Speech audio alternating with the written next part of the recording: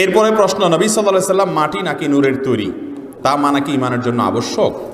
ভাইরা আমার, আমি সব জায়গায় এই কথা বলি, নবী করিম সাল্লাল্লাহু আলাইহি সাল্লামকে আল্লাহ তাআলা কি দিয়ে তৈরি করেছেন এটা আপনার জানার দরকারটা কি? আদার ব্যাপারীর জাহাজের খবর নেওয়ার তো কোনো প্রয়োজন নাই, নামাজের খবর নাই, রোজার খবর নাই, হক হালালের খবর নাই, নবী নূরের তৈরি না মাটিতে মারামারি করতে করতে শহীদ হয়ে যেতেছে।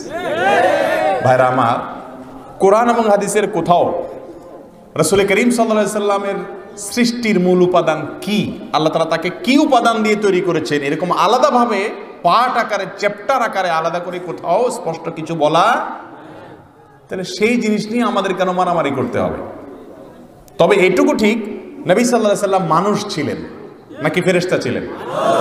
মানুষ ছিলেন। কোরআনে কারিমে বহু জায়গায় আল্লাহ তাআলা এটা বলেছেন, কুল ইন্নামা আনা বাশারুম মিথলুকুম, হে রাসূল আপনি বলে দিন আমি তোমাদের মতো। এই নবী আবার আমাদের মতো মানুষ হয় কেমনে?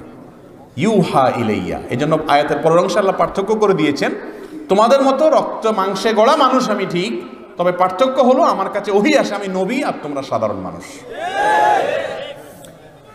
আমাদের যে সমস্ত ভাইরা মনে করেন নবী করিম সাল্লাল্লাহু আলাইহি সাল্লামকে মাটির তৈরি বললে ওনার অপমান হয়, মাটি একটা তুচ্ছ জিনিস, নূর মানে লাইট, আলো, এটা দামি জিনিস।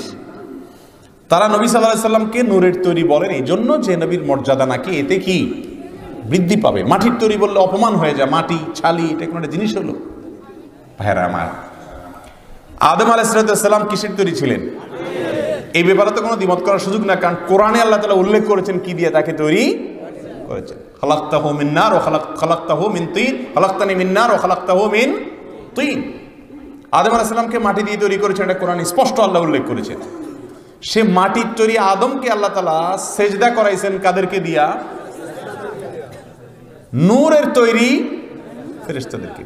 তাহলে আমাদের নবীজিকে যদি আপনি নূরের তৈরি বলেন, তাহলে উনি সেজদা দেওয়া লোকদের দলে ঢুকবেন, অর্থাৎ ফেরেশতাদের দলে, ঠিক না ঠিক?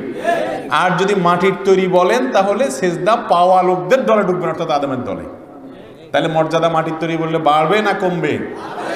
তারপরেও এই মাটির তৈরি এই কথা বলার প্রয়োজন, কারণ কোরআন হাদিসে কোথাও এইভাবে আল্লাহ তাআলা খুলে খুলে বলেন না। আপনি কেন এত খুলে জ্বলতে যাবেন? আপনি বলেন উনি মানুষ ছিলেন, তবে মহামানুষ, সাধারণ কোনো মানুষ না।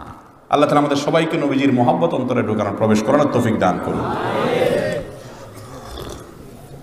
তাহলে ওনাকে আল্লাহ তাআলা কি দিয়ে তৈরি করেছেন এটা জানা আমাদের জন্য গুরুত্বপূর্ণ কোনো বিষয়। আসল বিষয় হলো আমাদের প্রিয় নবী সাল্লাল্লাহু আলাইহি সাল্লাম কি বলেছেন, কি করেছেন, সেই কথাগুলো আসল বিষয়। তাকে আল্লাহ কি দিয়ে বানাইছেন এটা আমার জানার বিষয় না।